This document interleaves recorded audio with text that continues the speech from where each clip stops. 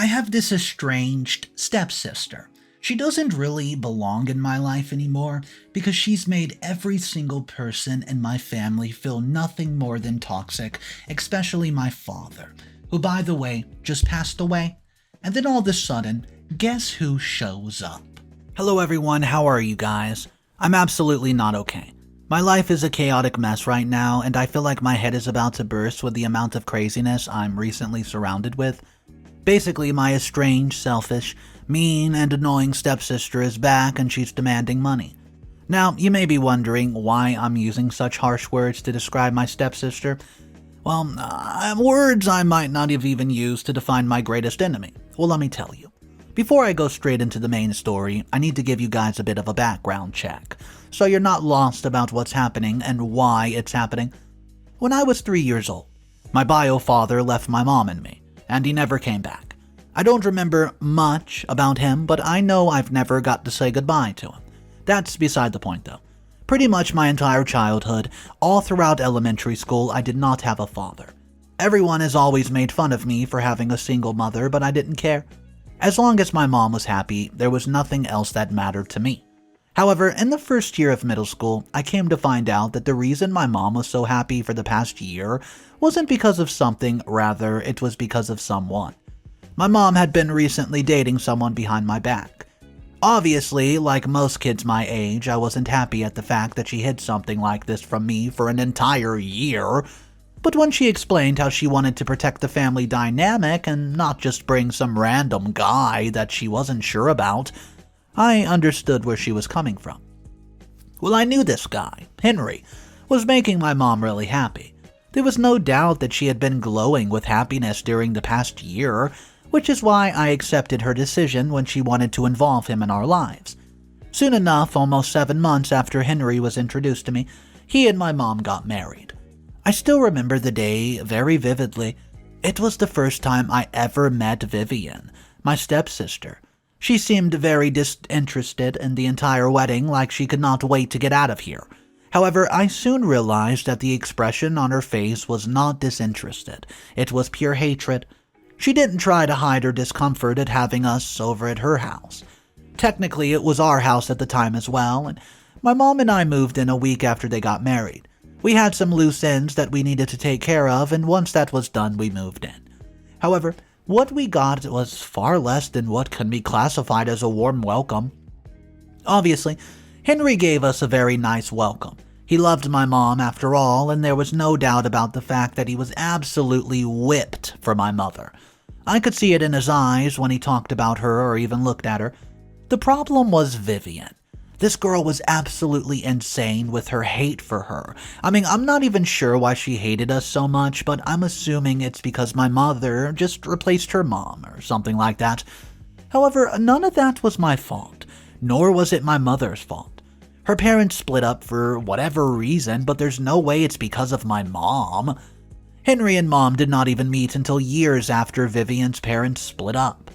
The thing is, I knew she didn't want us around at the house, but I thought that she'd at least have the decency to not let it show on her face or from her actions. She just straight up ignored both of me and my mom every single time that we tried to talk to her about anything. She didn't even sit at the same breakfast table with us or have any sort of interaction. There was a time when my mom was really hurt by her actions, so she tried talking to Henry about it. However, when Henry tried to knock some sense into his daughter, it turned into a big fight, with Vivian stating that she didn't really see us as family, and she had no obligation at all to be nice to us. That's why the day we decided we were not going to put in more effort in trying to be nice to her. We'd be civil with her, it's not like we'd start being rude as well, but we would not try anymore. Since then, we have not talked to her for years, even though we live in the same house.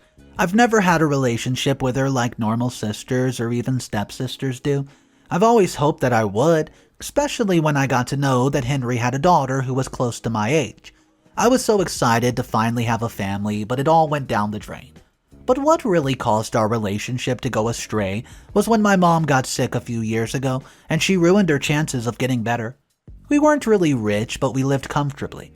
We had enough money to afford what we needed or liked without having too much to worry about it. Which is why, when Mom got sick, we weren't particularly stressed about the money. She had developed a lung condition, and it was super deadly. As the days went on, we saw her getting weaker and weaker. With no energy left in her body, it was really sad to see her suffering like that. Henry and I were working our butts off, trying to take care of Mom and to get her all of the appointments. However, in all of that, Vivian has no help. She didn't even care that we were close to losing our mom. Not once did she come and ask how she was or if she was getting better. She was just focused on going out with her boyfriend and getting the most out of her dating life. Well, what happened next shocked us to the core. We never expected Vivian to do this to us. Even though she was a jerk towards us, to do something like this was just straight up heartless. Anyways, let me tell you guys what she actually did. A few months after my mom got sick, her lungs started to deteriorate increasingly fast. At this point, our appointments started getting more frequent, and obviously all of us started getting more stressed as well. Some days I had to skip school so I could stay home and take care of my mom, if my dad wasn't available. However, in all this, Vivian was of no help. Then the time that ruined life for us came. My mom's lungs started giving up on her. We got the news at one of our appointments about what was happening. Apparently, my mom needed a lung transplant to get back to health. Without it, there's a chance that she might not even survive to see the next month. We got everything ready and waited almost 2 weeks before we got a match for the transplant. By then, we were losing hope and we were preparing to say goodbye to my mom. Thankfully, we managed to get a date for the transplant. 2 days after the operation, Henry and I could not find Vivian at all. It had been over 2 days since she had been home and we were starting to get worried. No matter how bratty she was, she never stayed out for more than a day. We tried calling her, tried leaving her more than a dozen text messages, but she did not reply to any of them. At one point, she even blocked my number when I started calling her a lot. We were confused and stressed, but we didn't have too much time to worry about her. Obviously, we still left her calls and messages, but our main focus was on making sure our mom's operation was successful. That was our goal for the week. We were hopeful that Vivian would return soon enough so we could stop stressing about it. I wasn't too stressed about her leaving, to be honest. I didn't have a nice relationship with her, and it's not that she treated me well either. However, I was incredibly fond of Henry. So to see him this stressed about his daughter was distressful for me as well. Until we got the biggest shock of our lives a day before the operation. I was preparing my mom's bag for the hospital when I heard a loud shout coming from my dad's study on the bathroom floor. Scared out of my mind, I rushed down to see my dad standing in front of his safe. All the contents empty and a letter in his hand. Confused, I rushed to him and took the letter out of his hand to read the content, and as it turned out, Vivian stole all the money from the safe to start a new life with her boyfriend in Europe. She had not left a single money for us, and she told us all of our money when she knew it could save my mother from death. Wow. My dad's hand was shaking as he held the table to steady himself, not really trusting himself to stand straight. Even though Vivian was so harsh to us, he really treasured her a lot. So, to see her steal all his money and run away really hit him hard. He was devastated, and rightfully so. Without any money, we didn't know how we would pay for the operation. Yeah, we had insurance, but there's a limit to what it could cover, and we were far from that. Henry was really stressed about the situation. All his savings, all his money, he had to start from scratch for everything. After the operation was done, we got the bill. We realized that Henry alone could not pay for the operation, not even through monthly payments with the medication and constant follow-ups. The cost kept rising and rising, and we just didn't have enough money to do it. So, I had to get a second job. I graduated from high school at the point, and even though I was supposed to start college that fall, it didn't seem like a good idea to leave my parents alone when they needed me so badly. That's why I took a gap year. You see, I got 2 jobs during that year, trying to help Henry pay the bills so the stress would not fall only on his shoulders. It was hard to survive at that point. With the monthly hospital cost, medicine, proper food, and care for my mom, and just getting basic living necessities for ourselves, the money felt like it was slipping out of our hands at an alarming rate. I didn't have the luxury of indulging myself in something that made me happy, or going out to fancy places with my friends, or anything like that. Even though Henry made enough money to have us live a comfortable life, there were times when he'd come home stressed about not having any savings for backup emergencies, which was exactly why I was working and saving so hard. A few years later, right when I graduated from college, my mother passed away. It was a devastating time for both of us, and we never imagined having to live without Mom, and to see it become a reality, we were stunned. After months of grieving, I finally found my feet again. I knew my mom would not want to waste my life away and not get anything done because I was grieving for her. That's when I knew I had to get my life together, and I did. After a few more years of hard work, I became one of the most successful lawyers in my firm. I had cases being assigned to me left and right, and I solved them in less time than most people around me. At that point, I was proud of who I became. The only person who had supported me through all my hardships was my stepfather, Henry. He was my pillar since Mom died. We both went through a lot, which ended up with us depending on each other. It was nice to have somebody understand what I've been going through, and to be proud of me for achieving so much, and yes, I made friends in university and I had a lot of friends from school as well, but they didn't know the extent of what I've been through. No one except Henry did. Vivian had still not shown up. Not even after all these years, and she didn't even show up when our mom died, so I didn't really expect her to show herself at all, but she did. A few months ago, Henry gave me a really big shock. It was a normal Tuesday morning when I called him for our daily morning chat. However, he did not pick up, so I got really worried. No matter what's going on, Henry never missed my call.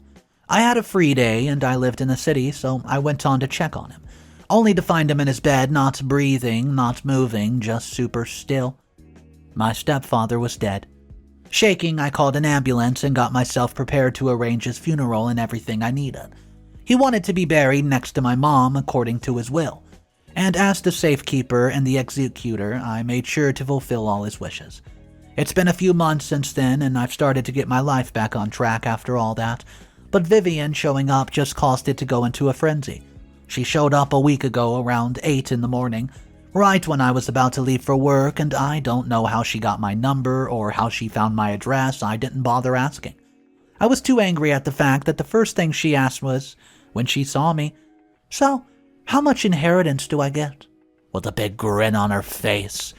She looked like a mess when she came, hair all over the place, eyes sunken into her face, wrinkles growing over her forehead. She looked like she had not rested well for days or even weeks.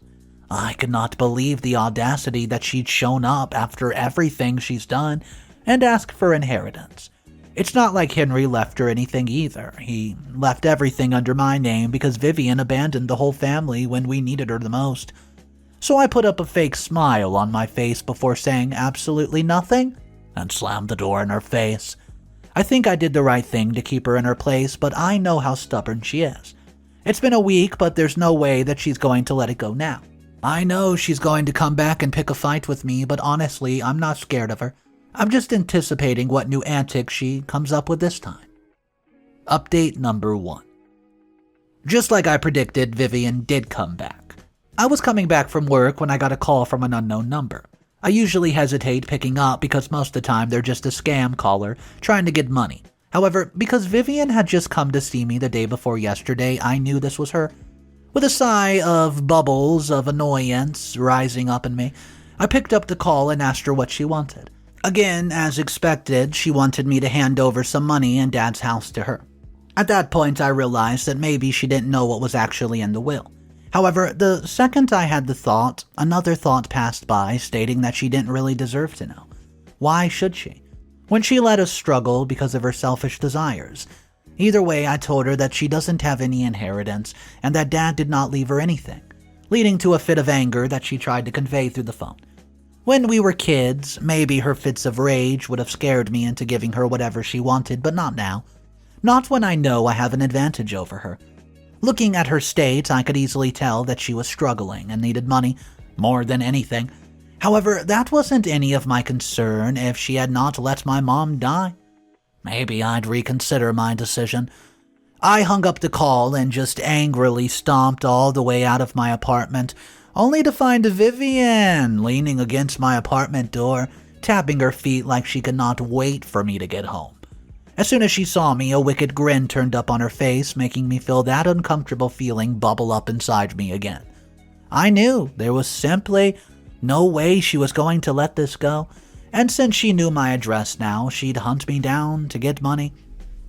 With a roll of my eyes, I ignored her as I opened the front door and quickly ushered her in, not wanting to deal with all of this in public. When we entered my apartment, her eyes gazed at every corner of my house before landing on me. The first thing she spoke about was money. Yeah, it was a little bit scary to have her in my house looking so relaxed, like she'd know that she would win. This was probably because I was really scared of her as a kid and would do anything she wanted me to do. But I've changed now. I'm not the same person I was when I was a kid, so when she brought up money again, I told her she was not getting anything and the best thing would be to just leave me alone and save us both the trouble. She didn't do that though. Instead, she starts throwing the fact that she was Henry's biological daughter in my face and demanded that she gets half of his inheritance at least since she deserved it. It turned into a full-fledged argument soon enough when I screamed about how she did nothing to deserve the title of daughter anymore. How she left us alone, how she left him alone, how she didn't even care that the money she stole was crucial for my mother's health. Remembering everything she did to us, talking about it, and throwing it in her face felt like I was reopening my wounds. I didn't want to fight. I didn't have the energy, but Vivian never gave up. If she wanted something, she made sure that she was going to get it. So if she was not going to give up, neither was I. Our fight must have lasted for more than 15 minutes before I felt myself running dry of energy. I tried telling her that I wasn't going to go against Dad's wishes and give her anything, but the words just weren't going through her thick skull. It took me threatenings to call the police on her before she budged. With a glare and emergency dialed on my phone, I ushered her out of my apartment before taking a deep breath and forcing myself to simply calm down. Since then, I've had no contact with her at all, but I know she's not going to let me off this easy. It's Vivian. She's going to make this hard. Until then, I'm just mentally preparing myself to deal with her antics once again. Update number 2. Hey guys, I'm back. So, it's been 5 days since Vivian's contacted me. I was getting a bit angsty because I knew that there was no way that she was just leaving like that. She wasn't that easy to get rid of, and I knew it. Instead, about 3 days ago, I went back to the house since I missed Dad and wanted to be in his space. The place was covered in dust since I could not bring myself to visit after he died. Even though it's been a while, the memories of him are still fresh in my mind. To go to a house that used to be full of his presence and realize that he was no longer here was not an easy thing to do, so I stopped doing it. However, after Vivian showed up and that whole drama happened, I realized how much I actually miss him and can't wait to visit that house again. The only one stopping me from going there was myself, so that's exactly what I did. As soon as I entered, a wave of sadness hit me. Even months later, everything was still where he had left it, and I could do something about it. There's no way anything was going to move. I did end up looking through his stuff, though, halfway of curiosity and half because I just wanted to be able to hold the things that he once held and used. It was around an hour later in my digging when I came across this stack of letters in his study. All of them were from Vivian, each and every single one of them. I was really confused because, first of all, we all lived in the same house, so I didn't know why she was sending him letters. And because Dad had never mentioned anything about these letters to me, I got the answer to my question when I read through those letters. Apparently, Vivian was asking or threatening to make us leave the house. All the letters were full of hatred, words about us, how we were trying to replace her mother, and Dad was just too blind to see it, along with the fact that she was incredibly uncomfortable with living in the same house as us. I was burning with rage when I read these letters. I did not understand how any sane person could hate someone so much to put their life in danger. It wasn't like we made her mother leave. She left on her own accord way before we even came into their life. It was ridiculous to be mad at us for something that was out of our control. However, the last letter got to me. She threatened Father, told him that if he did not make us leave, she'd run away. So he's losing someone either way and he should pick his bio daughter instead. However, Henry was not blinded to everything that she had been doing, how badly she was treating us. Knowing him, he probably didn't think Vivian would actually do it since we were in high school at the time. We weren't even 18. Where would she go? How would she survive? That was probably what he thought, and I'm not sure if he talked to Vivian about this or just let her keep sending letters. Judging by how she's getting angrier in each one, I have a feeling that Dad was either ignoring them or not giving her the response that she wanted. Well, however, I needed to know more about these details. This is why I called Vivian today and let her know that she should come over tomorrow, with a giggle in her voice. I have a feeling that she's thinking that I'm about to hand her an inheritance. I can't wait to see her expression when she realizes that I know exactly what she's been trying to do all these damn years before my back. She ran away. Update number 3. I confronted Vivian about it last night. I thought I should update you guys ASAP, so as soon as I woke up, I turned my phone on and here I am. I've invited Vivian to my house last night because I wanted to confront her about the letters. How could she even think about demanding inheritance at this point? Not only did she treat everyone badly and leave the house when we needed her, but she also kept pressuring Dad to give up and divide the family. When she came over, again, the first question that she asked was about the inheritance and how much he was going to get. At that point, my anger level was increasingly high. I threw the letters onto the table and asked her to explain herself. As soon as she saw the letters, the envelopes, she knew it was what she had written. Her face morphed into anger as she screamed and demanded that I did not have the right to go through Dad's stuff, especially with these things that don't concern me.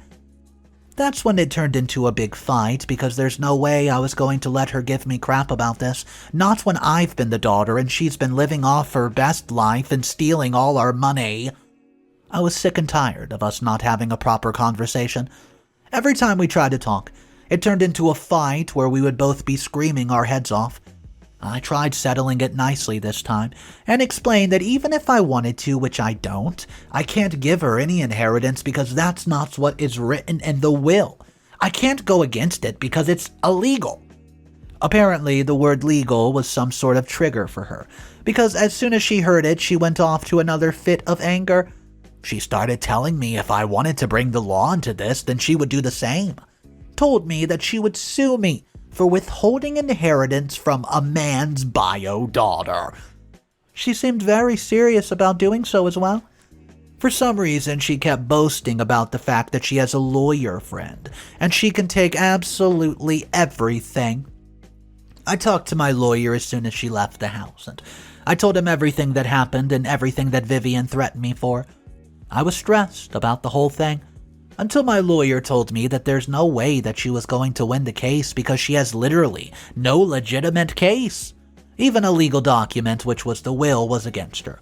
The only thing she could bring to court was that she was the bio-father's daughter, and I was not. This conversation really calmed me down before I knew that I'd be safe, and maybe this way, I could finally just get rid of her. Update number 4.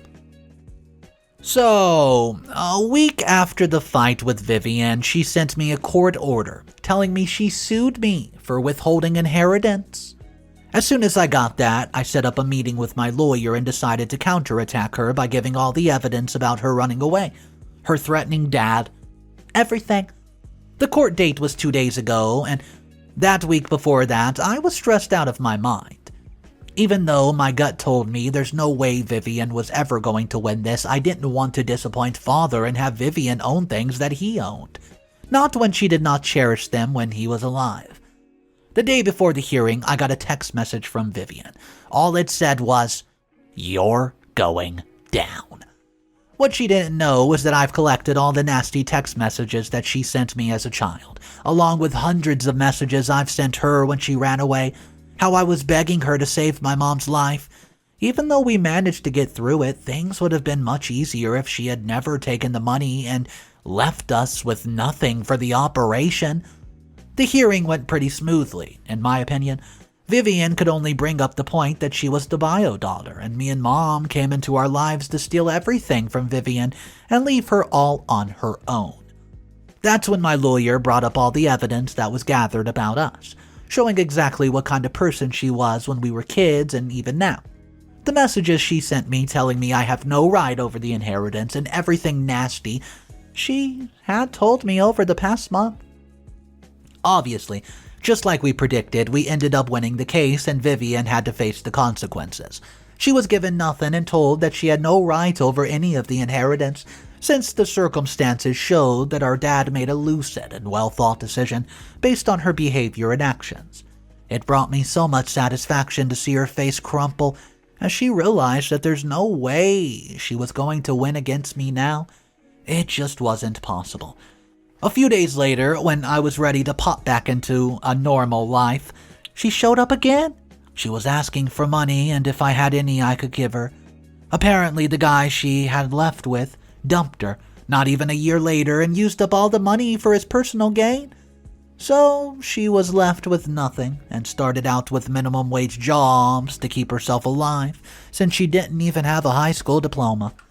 That's also how she got into drugs and is suffering with an addiction. Even though I was mad at her for everything she's done, I offered her something. To put her in rehab so she could get her life back on track and get back on her feet. I just hope she appreciates what I'm doing for her and focuses on getting better. Well, I think Vivian desperately needed this reality check. But I do want to know your thoughts about this because some of the commenters were actually taking Vivian's side in the matter, saying we don't really know her perspective of it, but I think that's just baloney. Because Vivian was toxic and she was just not a really great human being. Let me know your thoughts about the story though, and what you would have done if you were in OP's position, because this was a tough position to have. I just want to know your thoughts about the story, and guys, if you're new to the channel, thank you for joining me on today's video. If you want more daily videos just like today, all you have to do is click that subscribe button underneath the video right about there. And I'll see you tomorrow with another fantastic drama-filled story, so stay tuned. I'll see you then, and just remember, it's cool to be kind. Peace.